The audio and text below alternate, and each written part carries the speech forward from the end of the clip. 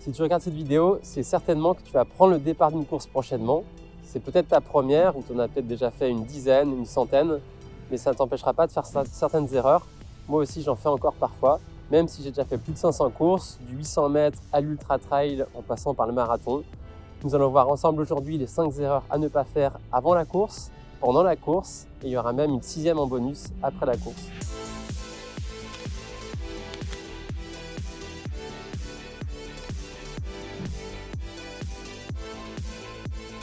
La première erreur à ne pas faire sur ta course, c'est de ne pas la préparer. Que ce soit sur un 5 km, où là, dans ce cas-là, il va falloir quand même faire quelques séances de vitesse avant, ou sur du très long, où là, il va falloir avoir des kilomètres avant l'entraînement pour arriver prêt.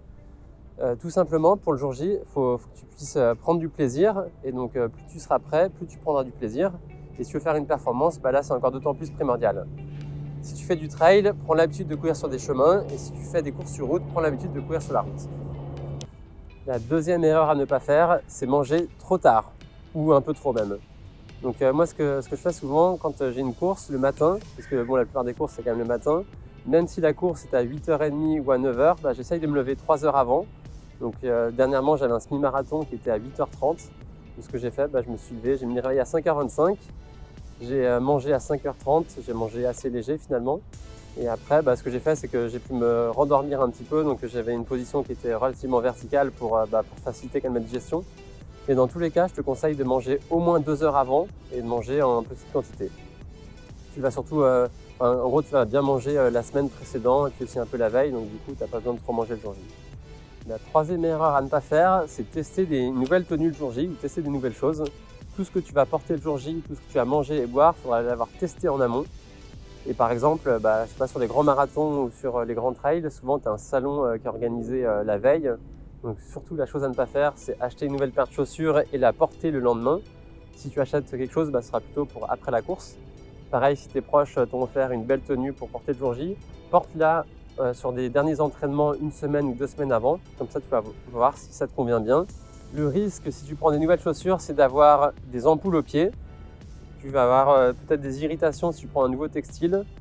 Si jamais tu testes quelque chose de nouveau au niveau de la nutrition ou de l'hydratation, tu vas peut-être mal le digérer.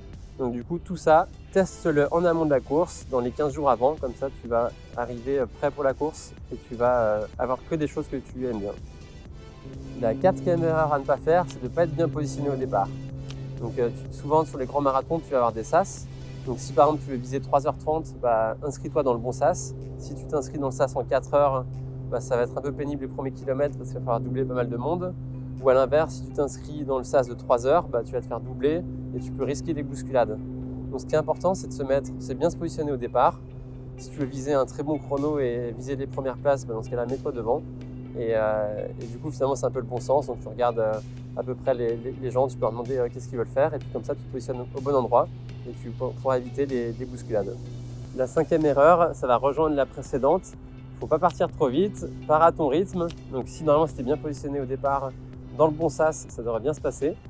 Et la course, si tu pars sur un 10 km, tu as quand même 10 km qui arrivent. Et souvent, la performance va se construire dans la dernière partie de course. C'est on parle parfois de stratégie en negative split, c'est-à-dire que la deuxième partie de course est plus rapide que la première. Et c'est souvent une stratégie qui est gagnante pour faire une performance le jour J. Avant de te donner le 6e conseil, mets un pouce bleu, abonne-toi à la chaîne. C'est bon, c'est fait ? Voici le 6e conseil. Félicitations pour ta course, bravo. Tu peux savourer ce moment-là avec tes proches. Tu peux te rappeler toute la préparation que tu as faite et tous les efforts que tu as fournis. Ça a servi à quelque chose. Tu peux être fier, tu vas avoir une belle médaille autour du cou certainement si tu as fait un marathon. Et du coup, le 6e conseil, c'est prends le temps de récupérer après cette course. Quand tu fais une course de plusieurs heures, en gros, il faut prendre environ une semaine où dans ce cas-là, sur cette semaine, tu vas peut-être ne pas courir. Moi, je sais qu'après mes marathons, pendant une semaine, j'ai pas du tout envie de courir. Et le signe que tu as bien récupéré, c'est que quand dans la tête et au niveau du corps, tu te dis tiens, j'ai envie de recourir, c'est que c'est bon signe, c'est le moment d'y retourner. Et que par exemple, pendant cette semaine-là, tu peux faire du vélo, tu peux faire d'autres sports. Et du coup, prends le temps de récupérer après ces courses-là. Donc j'espère que ces 6 erreurs que je t'ai données vont pouvoir t'être utiles. Et puis en commentaire, tu peux nous dire quelles sont les autres erreurs que tu as faites. Ça va pouvoir aider aussi les autres coureurs de la communauté à voir ce qu'il faut faire et ne pas faire pendant la course. Et je te souhaite une très bonne course, une très bonne préparation et puis à très vite pour des prochaines vidéos.